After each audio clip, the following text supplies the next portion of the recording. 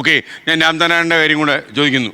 ആ വിഷയം ബന്ധപ്പെട്ടുകൊണ്ട് നമ്മളിപ്പോൾ ഇവിടെ ഉണ്ടായിരുന്നൊരു ചർച്ച വന്നൊരു വിഷയമാണല്ലോ. അതായത് കേരള സദാചാര വിഷയം ഉണ്ടാവുന്ന മാത്രമല്ല, അതിൽ ജനങ്ങൾക്കത് വിചാരം ചെയ്യാനും അതിൻ്റെ മേൽ ശിക്ഷ വിധിക്കാനും എന്ത് അവകാശമാണ്. അദ്ദേഹം ഒരു കള്ളനാണ് എന്ന് ആരോപിച്ചുകൊണ്ടാണ്. അദ്ദേഹം 5 ദിവസമേ ആയിട്ടുള്ള ഈ കേരളത്തിലേക്ക് ജോലി അന്വേഷിച്ച് വന്നിട്ട് അദ്ദേഹം റൂമിൽ നിന്ന് പുറത്തിറങ്ങി നടന്നപ്പോൾ വഴി തെറ്റിപ്പോയി. വഴി അന്വേഷിച്ചുകൊണ്ട് ഒരു കൂട്ടം ആളുകൾ ചെല്ലുമ്പോൾ അദ്ദേഹം അവിടെ 2-3 ദിവസം മുമ്പ് ഏതൊരു കള്ളൻ അവിടെ വന്നിരുന്നു എന്നൊരു കിംവദന്തി ഉണ്ടായിരുന്നു. അതിനെ ബേസ് ചെയ്തുകൊണ്ട് ഇദ്ദേഹം കള്ളനാണ് എന്ന് ഇദ്ദേഹത്തിന് ആരോപണം ഉന്നയിച്ചുകൊണ്ട് ഗുണ്ടകളായ ആളെ വിളിച്ചു വരുത്തി അവർ അദ്ദേഹത്തെ വലിച്ചുകൊണ്ട് നടന്ന് വളരെ ഓപ്പണായി ഒരു ഓപ്പൺ സ്പേസിൽ ഇട്ടിട്ട് വടിയെടുത്ത് അടിച്ചടിച്ചാണ് ഒരു മനുഷ്യൻ എന്ത് ചെയ്യുന്നത് കൊന്നിരിക്കുന്നത്. അപ്പോൾ അവിടെയുള്ള ആളോട് നമ്മൾ ചോദിച്ചു, നിങ്ങളാരും തടയാൻ പോയില്ലേ എന്ന്. അപ്പോൾ തടയാൻ ഞങ്ങൾക്ക് പോലും പേടിയായിരുന്നു എന്നവർ പറയുന്നു. അപ്പോൾ ഒരു മനുഷ്യൻ വളരെ പച്ചയായി അദ്ദേഹത്തിന് മേൽ ആരോപിക്കപ്പെട്ട ഒരു ബംഗ്ലാദേശിയാണോ അദ്ദേഹം ചോദിക്കുന്നുണ്ട്. അദ്ദേഹത്തെ കണ്ട മാത്രമല്ല ഒരു മുസ്ലിം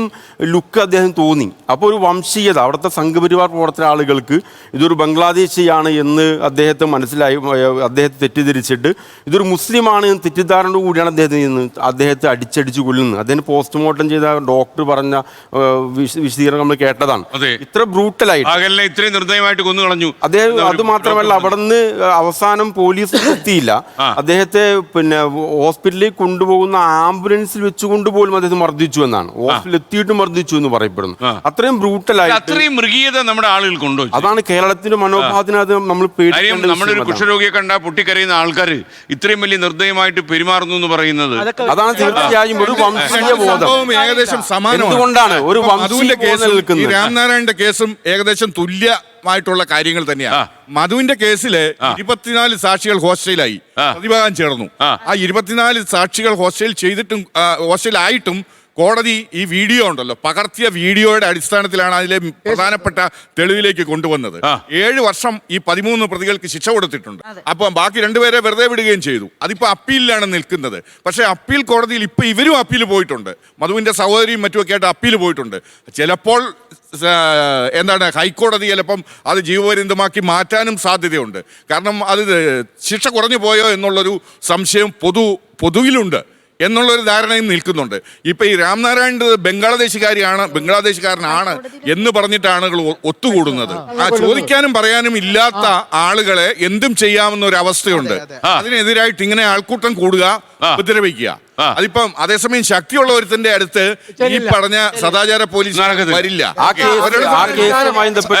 നേരത്തെ പറഞ്ഞ വികാരം 4 പേര് കൂടുമ്പോ ഉണ്ടാവുന്ന സംഭവമാണ് ഇത്. നേരത്തെ പറഞ്ഞ പുള്ളി പറഞ്ഞല്ലോ, എന്റെ വികാരമാണ് ഞാൻ പ്രകടിപ്പിച്ചത്. ഈ വികാരമുള്ള 4 ആൾ കൂടുമ്പോഴാണ് ഈ കൊലപാതകങ്ങൾ നടക്കുന്നത്. അതുപോലെ 4 പേര് കേസുമായി ബന്ധപ്പെട്ട് എന്നെ ഉൾപ്പെടുത്തരുത്.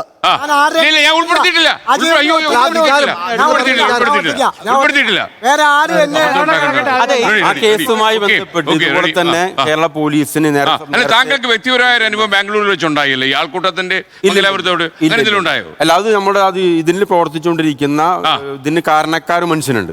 ഇത് തൃശ്ശൂർ മോർച്ചറിയിൽ ഈ ഓടി വന്നതിന് ശേഷം ഈ കുടുംബക്കാരൻ ബന്ധുവിൽ നിന്ന് 30,000 രൂപ വാങ്ങിയിട്ട് ഈ ബോഡി ഛത്തീസ്ഗഡിലേക്ക് പറഞ്ഞേക്കാൻ വേണ്ടിയുള്ള ആസൂത്രണം നടത്തിക്കൊണ്ടിരുന്നത്. അപ്പോഴാണ് അബ്ദുൽ ജബ്ബാർ എന്ന് പറയുന്ന ഈ ആക്ഷൻ കമ്മിറ്റിയിലെ സഹോദരനുണ്ട്. അദ്ദേഹത്തിന്റെ സഹോദരനാണ് മംഗലാപുരത്ത് വെച്ച് കൊല ചെയ്യപ്പെട്ട അഷ്റഫ്.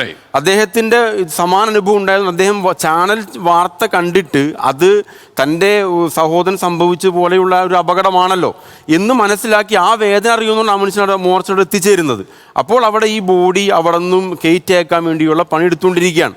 അവിടെയാണ് അദ്ദേഹം ഇടപെടുന്നതും. അങ്ങനെ ആരും അറിയാതെ പോകുമ്പോൾ ഇത് കൊലപാതകം. ഇപ്പോൾ കേരള സർക്കാർ 30 ലക്ഷം രൂപ അതിന് നഷ്ടപരിഹാരം പ്രഖ്യാപിച്ചു. അവർ കുടുംബത്തിന് ലഭ്യമാക്കി. അതുപോലെ അവിടുത്തെ പ്രതികൾ 20ഓളം പ്രതികളെന്ന് പറയപ്പെടുന്നു. ഇപ്പോഴും 9 അറസ്റ്റ് ചെയ്യപ്പെട്ടിട്ടുള്ളൂ. അവർക്കിപ്പോൾ കോടതി ജാമ്യം അനുവദിച്ചിരിക്കുന്നു. 15 കേസ് ഉള്ള 1-ാം പ്രതിക്ക് ഒരു ക്രിമിനൽ ഹിസ്റ്ററി ഉള്ള ഒരാൾക്ക് ഇപ്പോൾ കോടതി ജാമ്യം അനുവദിച്ചിരിക്കുന്നു എന്ന് പറയുന്നത് നേരത്തെ പറഞ്ഞ പോലെ സർക്കാർ ആദ്യം ഇതിനെടുത്ത കേസ് എന്ന് പറയുന്നത് മൊബിലിഞ്ചിങ് കേസല്ല, സാധാരണ ഒരു കൊലപാതക കേസാണ്. അപ്പോൾ കേസുകൾ കൈകാര്യം ചെയ്യുന്നിടത്തും അതിനെ കൃത്യമായി നടത്തുന്നിടത്തും സർക്കാരിന് സംഭവിക്കുന്ന വീഴ്ചകൾ, ഇപ്പോൾ മധുവിൻ്റെ വിഷയത്തിൽ സംഭവിച്ച പോലെ തന്നെയുള്ള വീഴ്ചകൾ വരും കാലത്ത് ആവർത്തിക്കാൻ കാരണമായി കൊണ്ടേയിരിക്കും. അതുകൊണ്ട് സർക്കാർ അതിൽ എന്ത് ചെയ്യണം, ജാഗ്രത പാലിച്ച് കണിശമായ നിയമസഭ. ലോകത്തെവിടെയായാലും ഏത് സമയത്തും 24 വാർത്തകളും ഓഗ്മെന്റഡ് റിയാലിറ്റി പാക്കേജുകളും എക്സ്പ്ലെയിനറുകളും വിശദമായി കാണാൻ ഞങ്ങളുടെ യൂട്യൂബ് ചാനൽ നിങ്ങൾക്ക് സബ്സ്ക്രൈബ് ചെയ്യാം.